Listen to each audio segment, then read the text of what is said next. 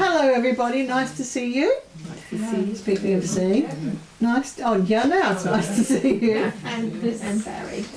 Yeah, it's been a great, interesting month, that's for sure.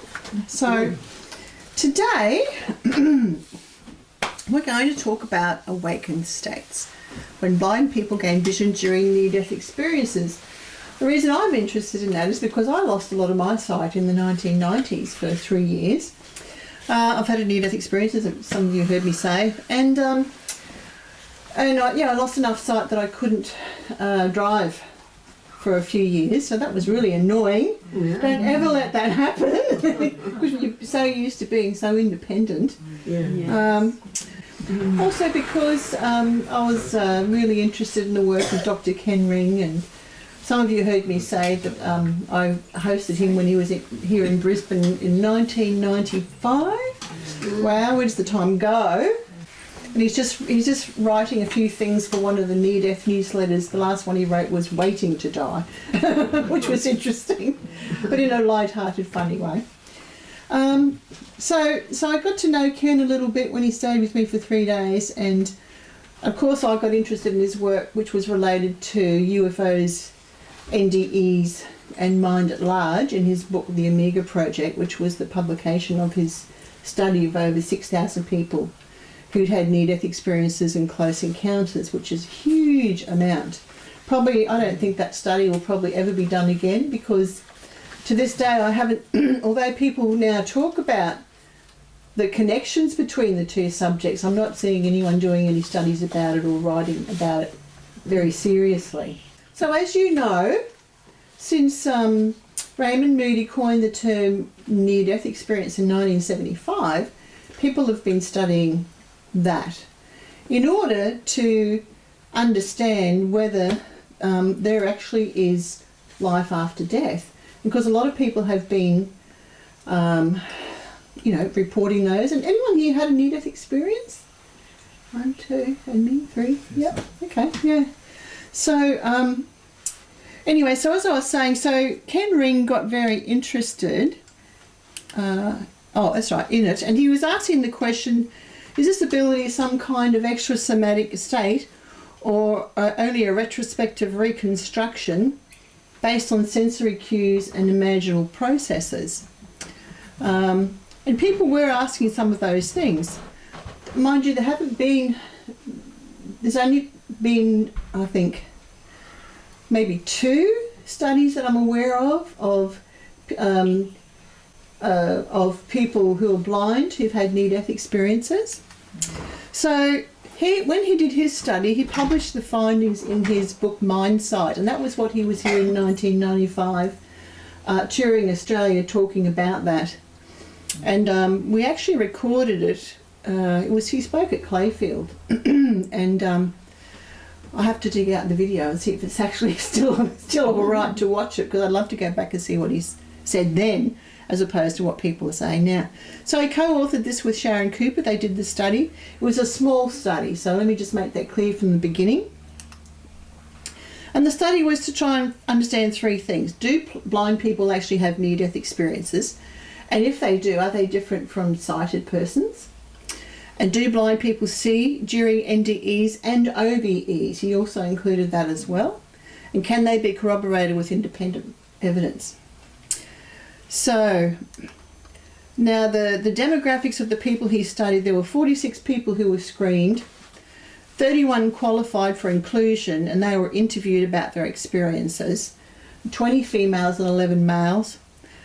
Age range was between 22 to 70. They were all Caucasian, overwhelmingly Christian, and I actually find that, I don't know if you do too, but if you look up NDEs, there's a lot of people, Christianise them, because in the Western world, a lot of people report seeing Jesus in their during their NDE.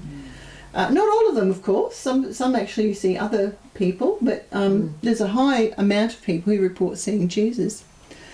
And that may be sculpted by their own culture, their beliefs and all that sort of thing, of course. They're greatly varied in educational attainment and occupations. 14 were blind from birth. 11 lost their sight after 5 years of age, and 6 were severely visually impaired. So you can see it was only a very small study. You only ended up doing 31, studying 31. But from my understanding with a study, that's enough to push aside the noise that can come up in these sorts of studies. I don't know if that's true, but that's what I've heard some scientists say. But anyway, so I'm going to start off with a clip of a woman who was blind. Her name is Vicki, and she can tell her story if I can find it. There we go, and I might have to turn that up. Volume. Whilst near-death experiences change lives, they've also given some individuals extraordinary experiences that they would never have dreamt of. The most intriguing examples are of blind people becoming sighted for the first time. Vicki had been blind from birth. I've never seen anything, no light, no shadows, no nothing. A lot of people ask if I see black. No, I do not see black. I do not see anything at all. And in my dreams, I don't see any visual impressions. It's just taste, touch, sound, and smell, but no visual impressions of anything. In her early 20s, Vicki was involved in a serious car accident. The next thing I recall, I was in Harborview Medical Center and looking down at everything that was happening. And it was frightening because I'm not accustomed to see things visually because I'd never had before. And initially it was pretty scary. And then I finally recognized my wedding ring and my hair, and I thought, is this my body down there? And am I dead or what? We can't bring her back into the hospital. They kept saying, we can't bring her back, we can't bring her back, and they were trying to frantically work on this thing that I discovered was my body, and I felt very detached from it. And sort of, so what? And I was thinking, what are these people getting so upset about? Then I thought, I'm out of here. I can't get these people to listen to me. And as soon as I thought that, I went up through the ceiling as if it were nothing. And it was wonderful to be out there and be free, not worry about bumping into anything. And I knew where I was going. And I heard this sound of wind chimes. It was the most incredible sound that I could describe. It was from the very lowest to the very highest tones.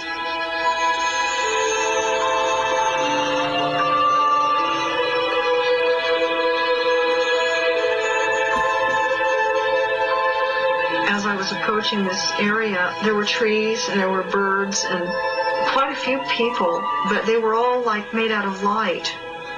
And I could see, and it was incredible, really beautiful, and I was overwhelmed by that experience because I couldn't really imagine what light was like. It's still a very emotional thing when I talk about this because there was a point at which I could bring forth any knowledge I wanted to have. And it was like this place was where all knowledge was. And then I was sent back, and then I went back into my body. Okay. So there's a lot to unpack in that. I recognise my ring. How did she do that? I saw trees and birds. How did she see that? And a few other things, which we'll get into, because she doesn't tell her whole story. That's a very brief description of her experience. But it turns out that Vicki had actually had another near-death experience at age 12. And this was when she had severe appendicitis. And it's very brief, the description, but she left her body. She saw Jesus, who said to her, go back to your mother. She thought she was dreaming, even though she had never had any visual images ever. Now that's the only thing that I can find about her first NDE. And Vicki was one of the people that Ken Ring studied her experience. But in this one that she actually talks about, she was 22 in 1973, and at the time she was working as a musician, entertaining at a restaurant, and she was in an accident, and a 300-pound woman was thrown onto her, and basically she, had the NDE, and she says at the time of death, I was in a light body that kept going in and out of my physical body through my mouth. Some people heard of that, or have any ideas about that? Yeah. Interesting, because I know that James Van Praagh, who was a psychic medium, talks about receiving information through the back of its neck. It's interesting how these other sort of faculties work. Information from the dead, So she was totally out of her body, looking at her body in the hospital. Didn't know what the images were, and she was terrified. And she said, this is from an interview that I listened to, she said that she wouldn't have wished the experience on her worst enemy. So you can understand that it would have been very, very, very frightening, much more than what she just said. It was frightening. But, she probably was quite terrified.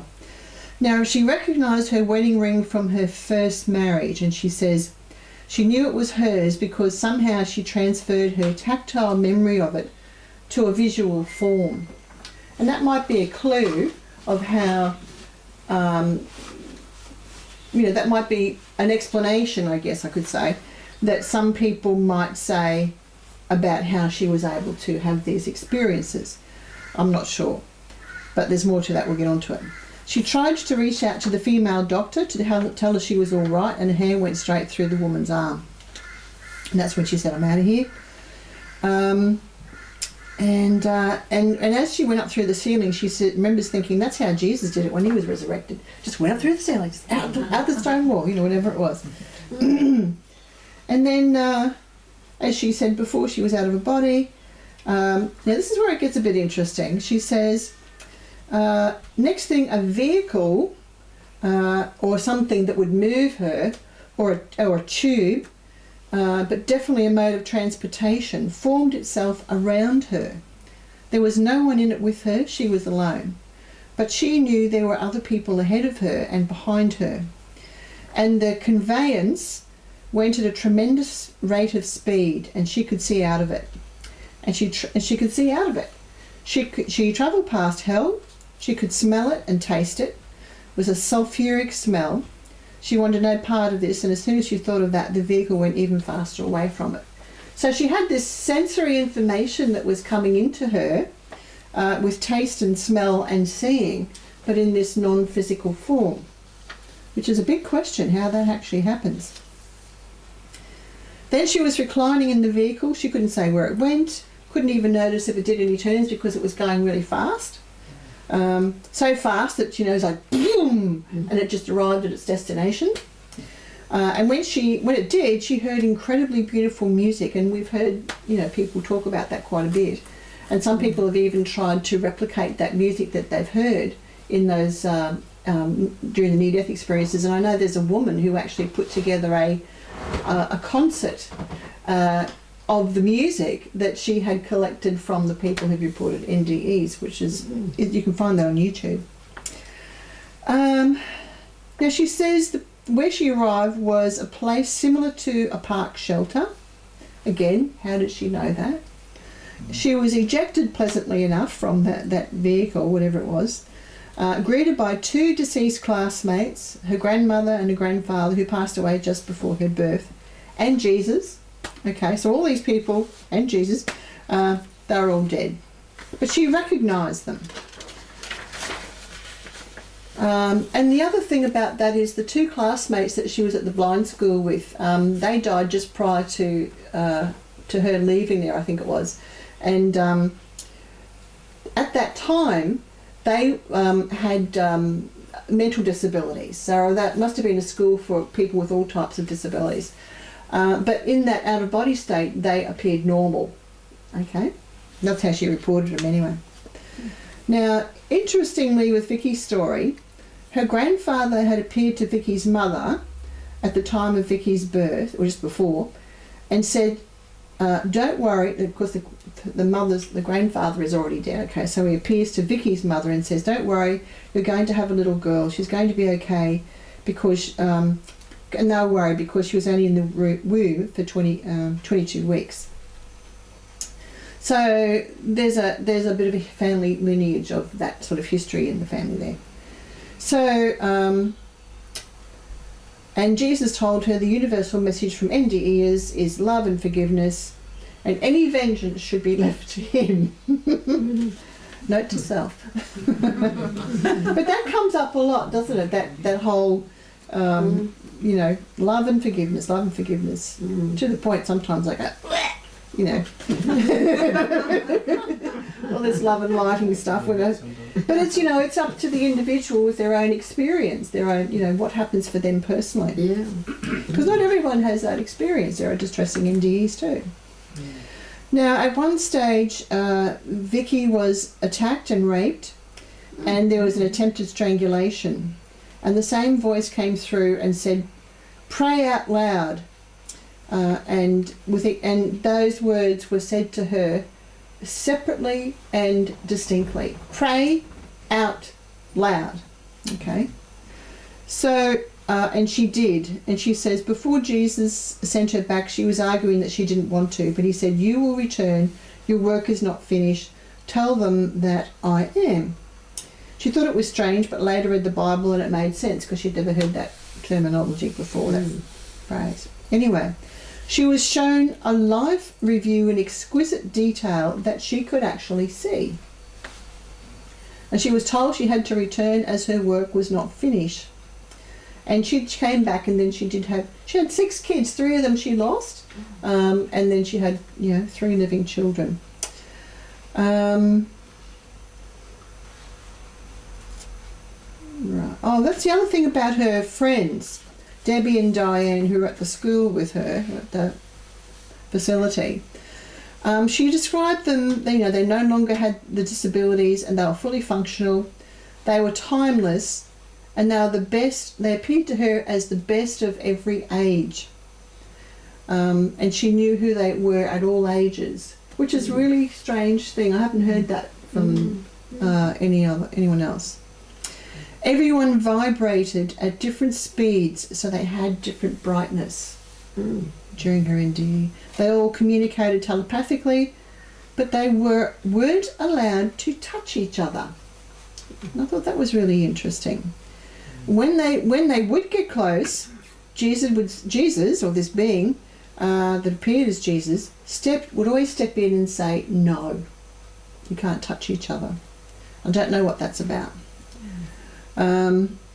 She said the return trip was awful, felt the pain, nauseated and shock naturally, from that sort of experience. I mean, that must have been pretty terrifying, not having being able to see before. And I know when Ken Ring was here, he said that in some cases, or quite a few cases, the cases where people were blind from birth, they had to develop the language to be able to describe what they had actually seen during their NDE before they could actually communicate what was going on. So not a lot from Brad there, but and not a lot about what he saw, but an interesting case anyway. Now he was 8 years old at the time that happened, when he had an NDE. He was a student at the Boston Center for Blind Children. He contracted a severe case of pneumonia and eventually had severe breathing difficulties. And afterwards he was told by nurses that his heart had stopped apparently for at least 4 minutes and that CPR had been necessary to bring him back. So he remembers that he couldn't breathe any longer. He felt himself lifting up from the bed and floating through the room towards the ceiling. And he saw his apparently lifeless body on the bed. Now his blind roommate got up and went for help, and he saw him. And Brad then found himself rapidly going through the ceilings of the building until he was above the roof.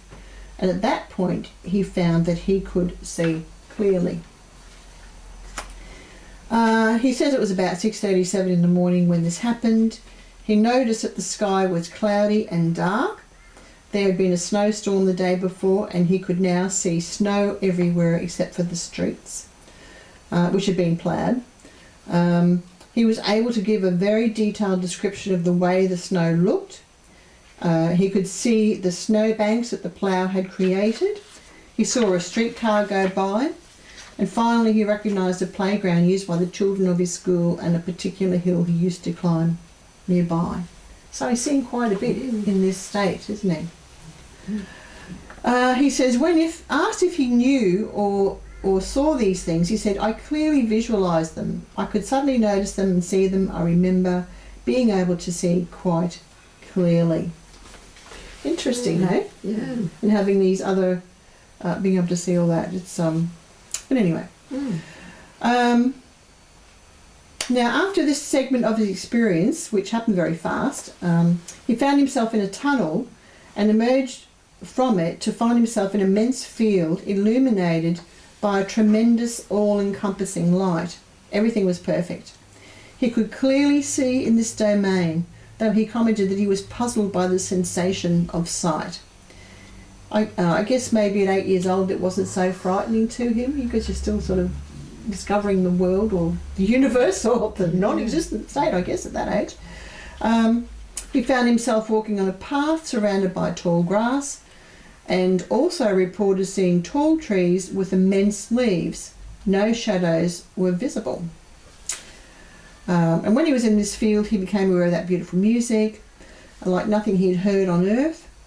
He was walking toward the sound. He came to and climbed a hill, eventually encountering a glittering stone structure, so brilliant that he thought it might be burning hot, but it wasn't, and he entered it. And the music continued here as well, and to Brad, seemed to be praising God, but it could be his interpretation, okay? Brad, in the structure, Brad encountered a man who he didn't recognise, but from who emanated an overwhelming love.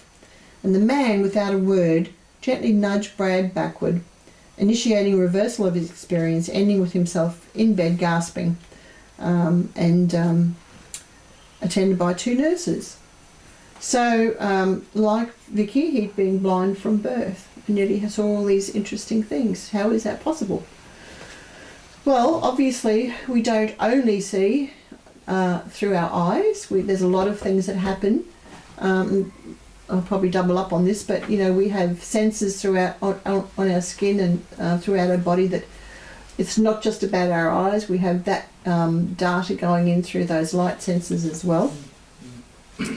But again, it doesn't fully explain how a blind person could see in an out-of-body state, does it? I can see you all going, yeah, me too, believe me. And one more case was of a woman called Marcia, who was 40 years old at the time.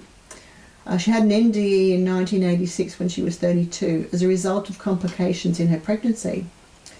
Like Vicki, Marcia was a premature baby. Maybe that had some significance. I don't know if there's been a study done on that.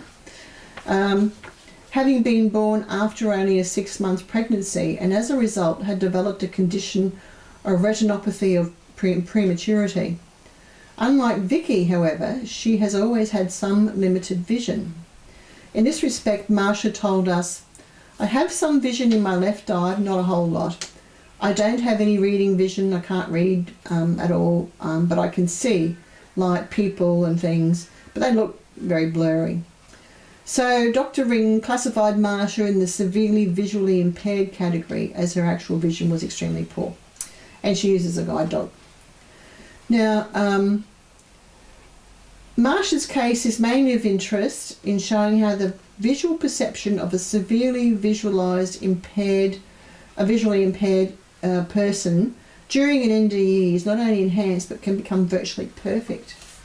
So in the interview that Dr. Ring did, she made it plain that her heightened acuity pertained both to her out-of-body perception as well as to that which she experienced in the otherworldly portion of her experience. And when asked about her thoughts on how she could see, how it's possible that this is going on, she says, I don't know. I don't think it was with my eyes. I don't know how it works because my eyes were back here.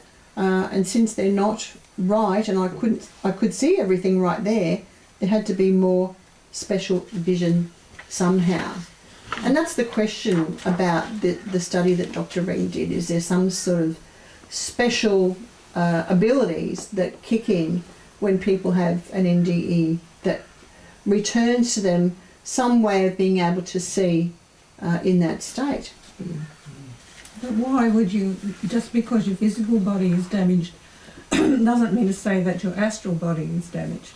I mean, the same as if you went over to the other side with a broken leg, it wouldn't stay broken, so it makes perfect sense to me that they can see when they're out of their body. So how do you get from that point to that other point? How do you get from like in the physical body, then in your non-physical state, and then for that to be... Because you're not taking your physical body with you. Yeah. Why would it change to a perfect state? Because your energetic body's perfect anyway. Yeah. So you think you're returning to your template, your energetic template or something? Yeah. Well, I mean, that's my thinking, but I just want to know what you thought. So possible explanations of what's going on.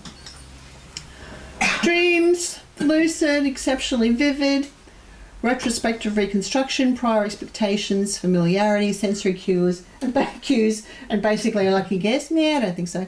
Blind sight or skin-based vision. So let's just look at dreams to start with. Could this be dreams? Well, have been studies done on blind people with dreams and nightmares. The thing with that is that people who people have been blind since birth, do have some sort of imagery, but not a whole lot. People who lose their sight, say if they lose it at 5 years old by 30, 40, 30 something or other, as the earlier they lose their vision, the less likely they are to have imagery during dreams or nightmares during dreams. So to me that doesn't really fit. And I do like that picture there. Is it retrospective reconstruction? Well, we've got memories rationalised to fit existing knowledge, attitudes and beliefs. Can that actually create a visual image? I think it can, perhaps in sighted people. I don't know about blind people who are blind from birth, where the information can become simplified. Then you have these incongruent details which don't match up with this existing knowledge, that just goes. Then you have congruent details are then added. Stuff that makes sense, it all fits together. There's an image, Could it be that? Could it be blind sight? Something called blind sight.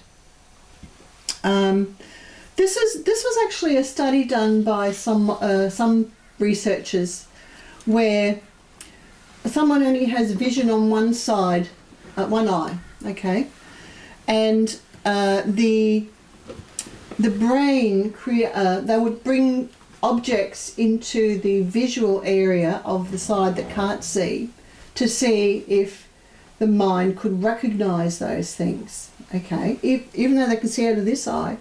They're not actually being shown that, but because they've got one-sighted eye and one eye that doesn't, can this eye somehow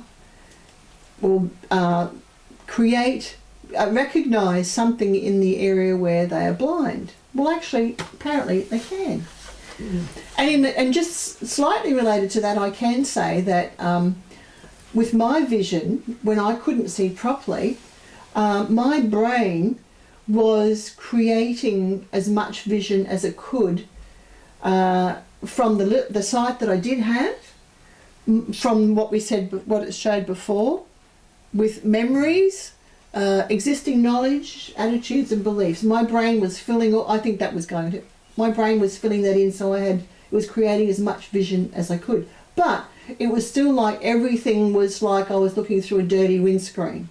Okay. So it wasn't clear at all, but I could see people, I couldn't see who they are, I could see body shapes and things like that. And I think that my brain was filling in the rest. brain and mind. So could it be blind sight? I don't know. I'm not really sure about that one. Could it be skin-based vision, which is made from a sensory construction? Like I was talking about before, you have these light sensors all over your body. And actually, some of you might have seen blind people who can touch a colour and tell you what colour it is, even though they can't see it. They can say, oh, that's purple. You know, and they have swatches put in front of them. They can tell, as long as they can touch it, they can tell you what it is. Does it really fit, you know, everything? Does it fit all the other stuff, you know? But that's... Colour is a vibration. So the feeling of vibration. And you said earlier about people who've got different vibrations, Yeah. which would give them a different tone, Yeah. which is why they can't interact. Yeah, maybe. It's possible. That's a good thought, Yeah. Ron. Yeah, that's a good thought. Colour Yeah. vibration. So if they do connect in that outer body state, That fuse each other, basically. they don't blow up and there's no mushroom cloud. It's just like... But they fuse together, or perhaps they pick up something from each other, or change their permanent vibratory I state. mean, in that theory, there must be Yeah. some reason why they're not actually integrating. Yeah, And it could be, you know, a tonal thing. yeah, You know, it's like putting middle C with A or something. yeah, You don't want to do it yeah, at that point. yeah, Could also be some preconceived thing that she has in her mind about not touching other people, or, you know, Yes, there's that. unconscious Yeah. beliefs. I don't know. yeah, A sort of Christian belief that yeah, physical Could be that, contact is yeah. a no-no. yeah. And that's the whole point. That you know, the question is always about how much of this is this a reality? Is it a construction? And if it is a construction, what it's created from, and if it's a reality, then, or part of reality, what the hell is going on? So, or is it synesthesia? Is it a result of synesthesia? Has anyone here got synesthesia or had hints of it? No? What it is. Well, it's a multifaceted perception. So you've got all this sensory information. You might have two senses that work together to create something. For example, when I was younger, I used to, about 13, and up until that point, sort of disappeared after that, I could hear heat. Yeah. And just hear heat. Really? Heat, H-E-A-T, yeah. Wow. I don't know how, I just did. Uh-huh. And other people have different things, like they may, and this is where we go back to skin-based vision. You may touch someone, let me think, another example, or smell purple, that sort of thing, where senses cross. Yeah. And scientists are now thinking that synesthesia might actually be the reason why some people can see auras. Oh. Yeah, from the synesthetic that's state. Interesting. Yeah. Yeah, yeah. And you know, do you remember, the term indigo children? Yeah. Well, that came about because of a woman in the mid-70s who started to see indigo colours in children's auras. She was a synesthete, so she had that, and she started to see, and that's how that term came about. Yeah. So the thing is here is not always consistent. No, that's right. It's for not always example, consistent. Scriabin used to see middle C as red, whereas Stravinsky saw it as C. Well, that's interesting, So isn't it? Yeah. there's this problem. Yeah. there. So there's no objective reality to it. Yeah, that's right, yeah.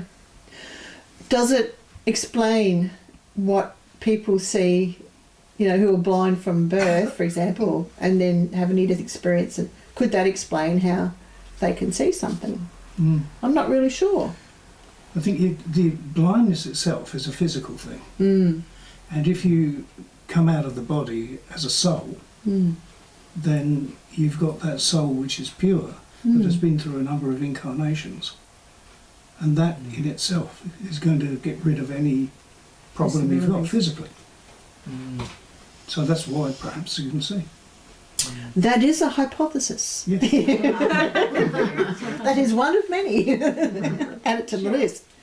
any of you who came along to hear Greg Doyle, yeah, who spoke about his experiences here, he had a profound and complex out-of-body experience, and in that he described seeing various types of beings. One of them, he said, I could only describe it as an alien.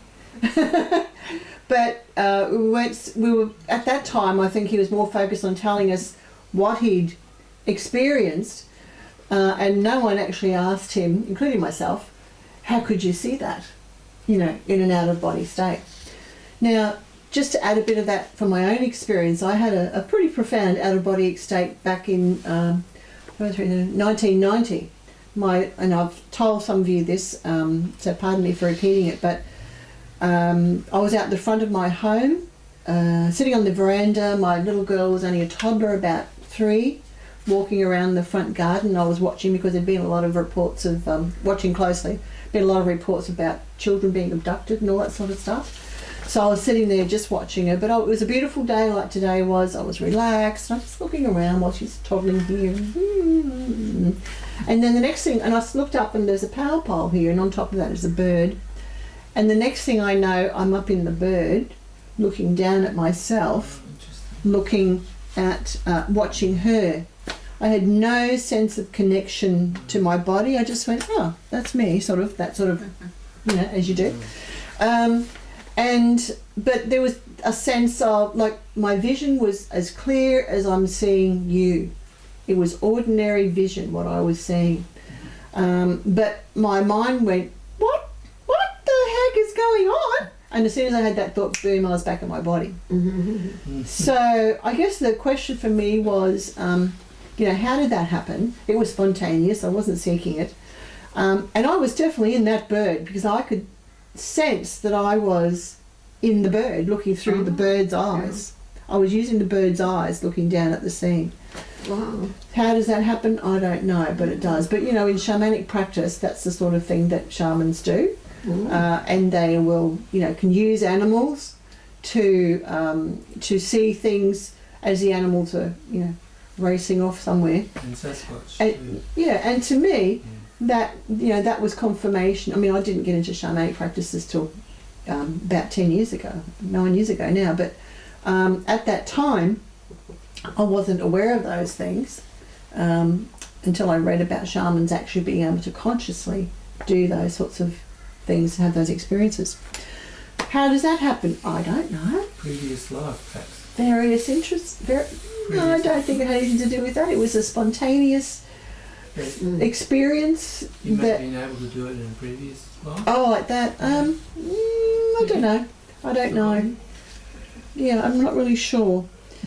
But I do think that there are people in society who are prone to having experiences. They're encounter prone. Yeah. So I was just going to just run through a couple of very short reports of some of the interviewees that Dr. Ring spoke to. One, his sight had perished completely as a result of a stroke at age 22. Isn't that awful? And was, sorry, Barry, you right? Yep. And was nearsighted before that. And he told Dr. Ring, this is a woman, in connection with seeing her body, her doctor and the operating room during her NDE, she said, I know I could see, and I was supposed to be blind, and I know I could see everything. It was very clear when I was out. I could see details and everything. And another man who lost his vision in a car accident at the age of 19 had a comforting vision of his deceased grandmother across a valley during his NDE. So in commenting on his clarity, he said, of course I had no sight because I had total destruction of my eyes in the accident. But my vision was very clear and distinct. I had perfect vision in that experience. Still another man, this one was blind from birth. He found himself in an enormous library during the transcendental phase of his NDE and saw thousands and millions and billions of books as far as you could see. And asked if he could see them visually, he said, oh yeah. Did he see them clearly? No problem. Was he surprised at being able to see? Not in the least. And Dr. Ring says, hey, but you can't see. And he says, well, of course I can see. Look at those books.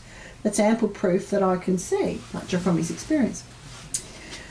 So typically in Dr. Ring's study, vision is reported as clear, even acutely so, by the respondents in the otherworldly domain, where seeing is often described as perfectly natural or the way it's supposed to be.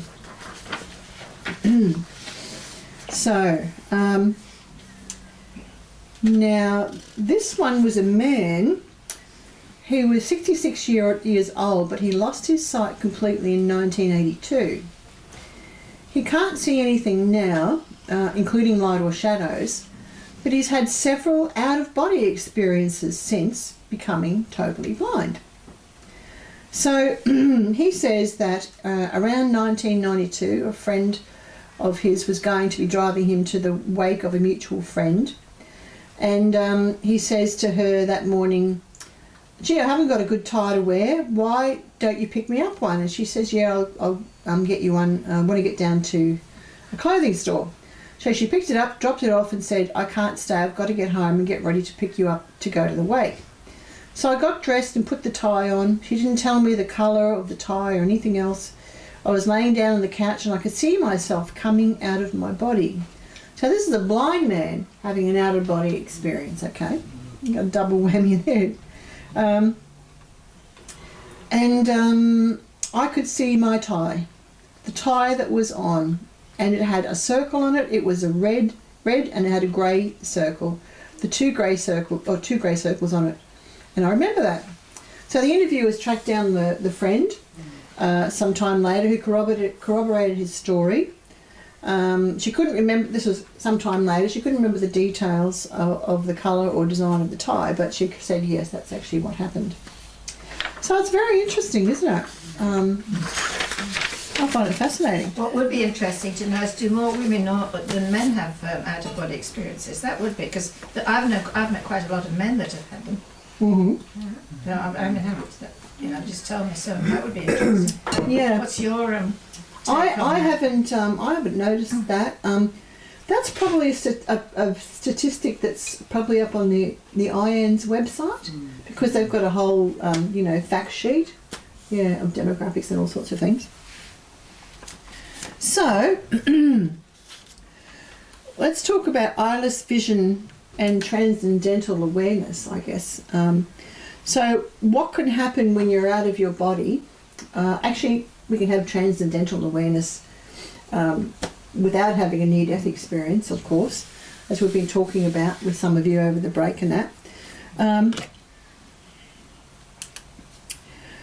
And so it seems to be that it's not the I, right, but it's the I, all of us, that has the whole consciousness, our whole consciousness. And that's another image I really liked. And Dr. Ken Ring says it seems to be a transcendental awareness, a distinctive state of consciousness and mode of knowing in its own right, which is operative in blind and sighted persons alike during their experiences, and which now stands in need of an explanation, basically. And we've sort of seen that we're aware, and people like us who are interested in this are aware of those things, and probably had some of those experiences ourselves. So it's just corroboration of what, probably corroboration of what we already know too. Now, Celia Green did a survey of out-of-body experiences in 1968. People had those, just to back up what he's saying. And she found evidence for much the same concept of what he's calling transcendental awareness. One brief relevant instance, she quoted one of her subjects as saying, "Having no eyes, I saw with whole consciousness." It's in the out-of-body state, remember. Indeed, her survey is full of cases showing many of the features we've found in our study of the blind, including instances of keenly detailed perceptions, which some of her subjects, like ours, characterised as crystal clear, saying things like, "I could see the room in great detail, even the specks of dust." Green also reported examples of apparent sight through physical obstacles and multisensory or synesthetic experiences. Therefore, what students of OBEs tend to call extrasomatic vision seems to be identical to what Dr. Ken Ring has labelled transcendental awareness. So just different people coming to the same ideas, basically.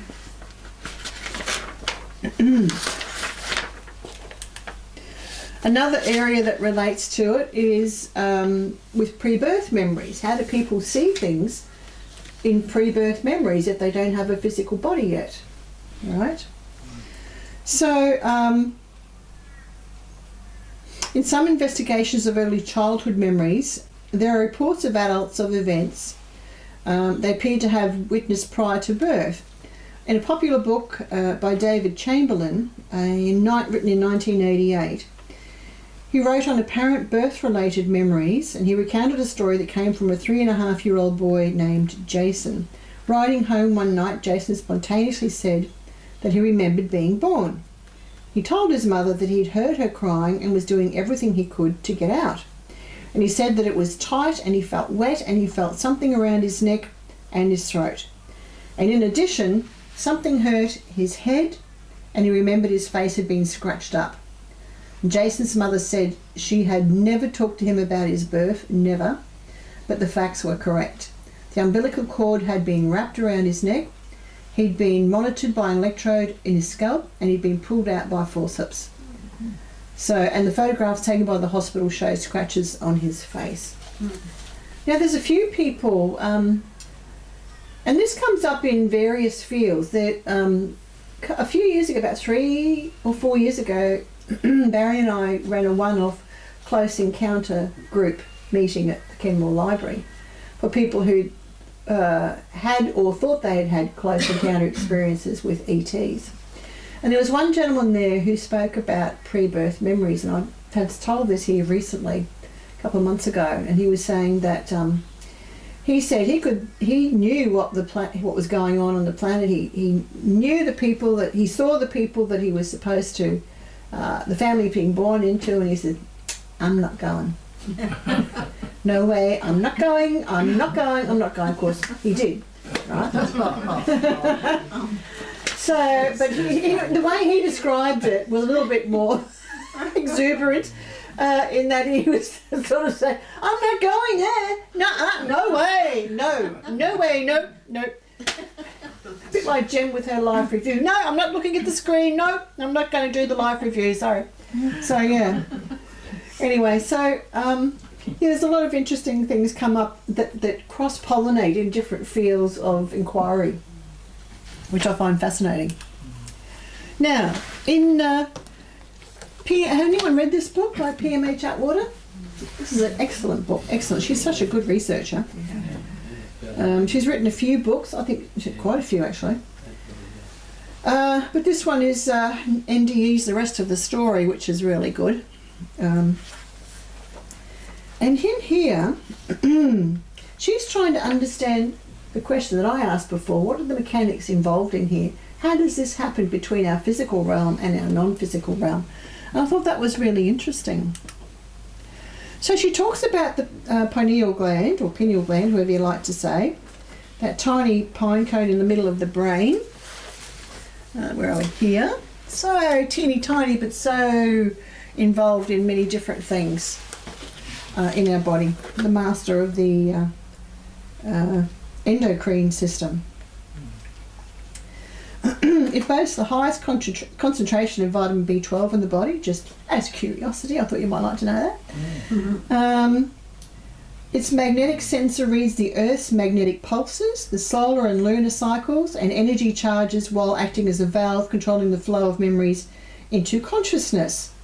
Similar to the human eye, the pineal is light sensitive and secretes the chemical melatonin that governs our 24-hour sleep-wake cycle and our sexual cycles from puberty to menopause. Okay, so now she talks about the way she thinks what happens in our physical body is how this happens is something to do with the glial cells. Oh, by the way, I just meant to point this out. You've often seen the eye of Ra portrayed as, you know, part of the human brain and the pineal gland over there near the eye duct in the eye, where it would be. But of course they've got, these are representations, these things come up here in the sketch, and they're all to do with sensory acuity, which is interesting, isn't it? So for example, this shape here fits into this part of the eye, and this one here fits into the other part of the eye there. And then you've got this part here, which is the, actually that's backwards, it's the other way around, but it's this part of the eye that comes out here that's longer. Of course this is the retina, and so on and so on, whatever goes on there. There's a better things on the internet. If you look up the eye of Ra and the pineal gland, you'll see lots of interesting images. But she's talking about the glial cells, okay? And she says, the glial cells insulate connecting cables that carry electrochemical impulses between brain neurons. Neurons only account for 10% of the brain. The glial cells make up the difference of at 90%. That means that glial cells are super important. They are electrically active and, as a field, have a memory beyond what is stored in the genes. Glial cells and neuromelatonin dance together throughout the limbic system and the pineal. They act as light receptors and light converters, providing an environment where enough contrast can be generated to enable us to recognize things. We see not just because we have eyes, but because we have biophysical conduits or backups that can translate and pick apart electrical waves. Without the contrast these conduits provide, eyesight would be of little use. She goes on to say that combine the deeper functions of melatonin, glial cells and the pineal gland to manufacture the spirit molecule DMT. And you have the perfect parties for facilitating the soul's movement in and out of the body through birth, death and higher levels of the meditative experience. So I know most of you have heard about DMT, and it seems to be, with the pineal gland, it seems to be the vehicle through which we have these transcendental experiences, or that combination anyway. So I thought that was very interesting. I have seen her speak at a conference about that. Now there's also people who have NDEs who have 360-degree vision. Not just being able to see, but they can see all around all at once. You know, like, wow. What is that about? Anyone have any thoughts on that?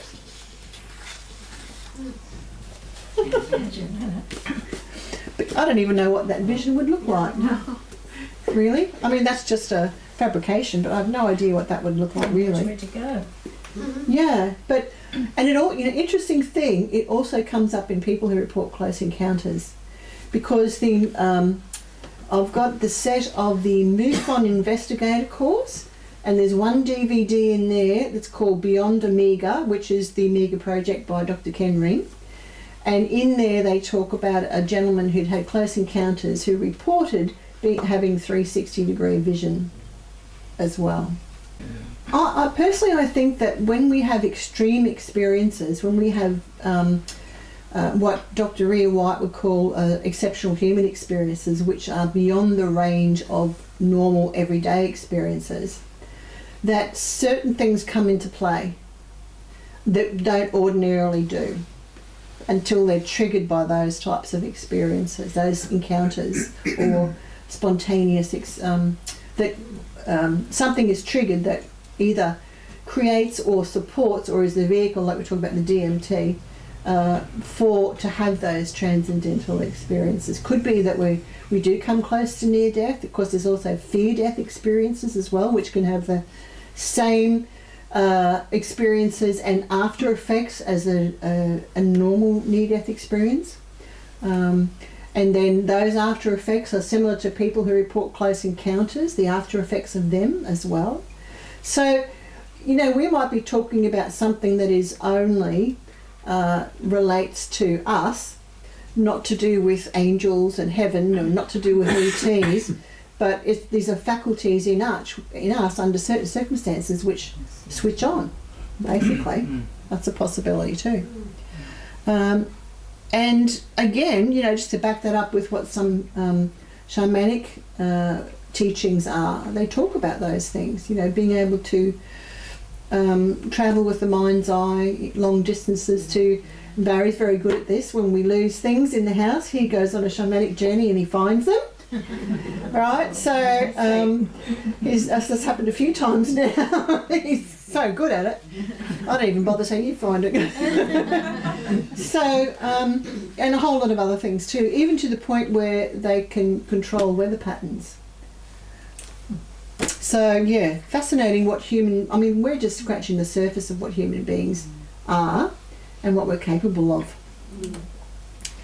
So this is just a few things that sentences that I picked up while I was looking at all this material. So I thought I'd just put them here for discussion. Beyond what we see as imminent reality is transcendent reality. I think that's a given, really. We seem to have a background and a foreground to life and to our own experience, to our existence. You know, there's our physical realm was like the foreground, and the background is this sort of transcendent sort of realm as well, that our material lives exist within, you know, to create the two. Ultimately, all reality is comprised of consciousness. Who would think that might be true? Anyone? Yeah? For you? Not sure when I kick myself and fall over. Yeah. Kick on something and you become conscious of it as you're tripping over it. Yeah. Yeah. That's a bit different. Yeah. Yeah. Consciousness is non-local. It's not fixed in time or space. And for those people who came to the very first Afterlife meeting 7.5 years ago, might remember Jan, well, you guys would, and she was the one who talked about the experience of the 12th century knight reaching out to her from the past to make atonement. Remember that? Mm-hmm. So no time or space wasn't fixed because of that. The notion of individual mind is only a useful fiction. I thought that was a scientist said that. It's inappropriate to speak of mind when there is only mind. And I think what they're getting at is consciousness is everywhere. And in the days when I used to teach Reiki, we were just talking about that before, Philippa. You know, I used to teach that energy, you know, there are individuations of energy with human beings and animals and plants and all that. We're individuations of it, but we're all part of that ocean of energy, you know, just manifesting in different ways through different templates. So perhaps there is only mind, but we individuate and think we have an individual mind as well. So Dr. Larry Dossey said in 1989, he'd written a non-locality theory of consciousness. If the mind is non-local, it must in some sense be independent of the strictly local brain and body. And if the mind is non-local, unconfined to brains and bodies, and not entirely dependent on the physical organism, the possibility of survival of bodily death is opened. And I think that's well said, actually. So, and it's surprising to me how many medical people now, like Dr. Stuart Hammeroff and Dr. Sam Parsi, I think it is, and there's a handful of people who've really gotten deeply into the near-death studies, and Dr. Eben Alexander, who had his experience, you know, he's had, what do you have, encephalitis of the brain, I think it was, and had that fantastic experience, and looking at it from a neuroscientist perspective, can't explain it, basically. Can't explain how that could happen. That doesn't mean it can't be explained in the future. That's the other side of it. It's just that at the moment, can't find an explanation according to the science that we understand. And that's because science is always in a state of flux, isn't it? Dr. Amit Goswami, he says some really interesting things. He's on, I mean, some people might say it's pseudoscience, maybe some of it is, but it's the concepts that he talks about that I really like. And he says, although mind is neither confined to the brain nor a product of it, it may of course work through the brain to give us our representation of the phenomenal world. And that's another way of looking at it, isn't it? Here's a couple of other things just for the last sort of bit of discussion. Why do some NDEs see a tunnel and light?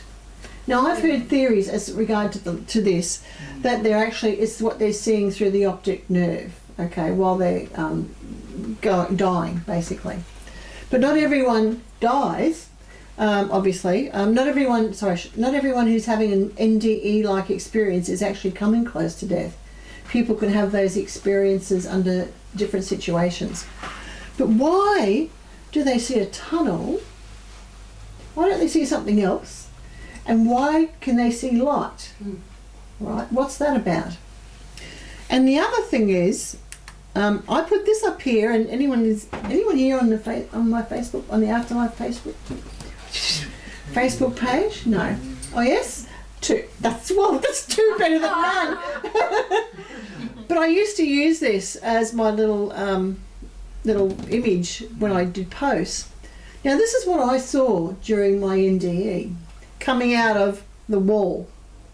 So if you take that image and turn it this way, and that's the wall, and this tunnel is coming out. And I've often pondered about that, like, why did I see that? Because I'm thinking wormholes, I'm thinking chakras, swirling vortexes, and I wondered, does that have anything to do with what I was asking before, the underlying physics or the mechanisms for people to have these experiences between physical and non-physical experiences? I've had one near-death experience, other things though, experiences. But yes, this is exactly what I saw, and and I've often described it as with a bucket of water and you stir it in, and you get a big stick and you stir it and you get that spinning vortex, exactly like that. So it was moving, and I could see it, even though it was transparent, but I could see it. Did it pull you? Yeah, it was a gravitational pull. It was like, and I split off from my body, and I was in my physical body. I was just lying on the couch, but because I was really ill. But in my non-physical body, I'd left my body, and I'm clinging onto the physical couch, or the back of it, so I didn't get sucked in. And then after a while, it just turned off as quickly as it turned on. Yeah. And did it change you? Did you have a big momentous change about yourself and who you were? No. I think what changed me was more having a child. Yeah. I went from wearing block colours to florals and creativity and artistic, and so that qualifies as a more mundane, exceptional human experience. But I had a moment when I gave birth, after I gave birth, I got up from the table and walked back to the room, and I sat there and I went, wow, I just gave birth. Oh, that means I'm going to die too. Like, there was a moment of clarity and recognition that death is a reality. When you're young, I wasn't that young, I was 29 when I had my daughter. You have this, you get to a certain point in your life, for me it was 50, where you start thinking about death and getting older and all that, because your friends are getting older and you see yourself, you're all together. But it was about, before that, I knew I was going to die, but it was down the track, But once I gave birth, it was like something shifted in my brain somehow, and it just changed me. Yeah. Mm-hmm. So, just to wind up on this one, now, this is the other thing with near-death experiences, is the shared death experience. And Raymond Moody talks about this because he had an experience when, I think it was his father was dying. And this is away from blind people, but I just wanted to, I've talked about this before, I did a whole presentation on it, but I just wanted to throw this in, was, people can have a near-death or be dying. Let's say they're having the dying experience in the hospital or wherever at home. but the family can be drawn into their experience too. So they're sharing, they don't die, but they're sharing and going into that person's experience as they're dying. And in Dr. Moody's case, he said what happened just prior to that was the room suddenly started to change. They could see it. I think it was him and his mother and his sister were there, maybe a brother, I can't remember now. And he said it was like seeing heat waves, but waves of energy started to appear in the room as that moment was approaching. Oh, someone's going, oh my God! So, yeah, and the reality was changing. And they could, the father, I think it was going, but they were being sucked into it too, drawn into it too. And he talks about that in his book, Glimpses of Heaven, I think it is, Glimpses of Heaven or something like that, Glimpses of Reality, can't remember. But it was an excellent book, and he lists people who've been drawn into that. Energetic waves appearing in this reality, possibly from another domain, or possibly at the point of that person dying and things shifting for them, and whether it's because you're in close locality to that person, or whether you're, which I don't think it is, or whether you're really deeply connected to that person, because in families, some families are often very psychically connected. So, thank you everyone for coming. It's been a pleasure to have you here.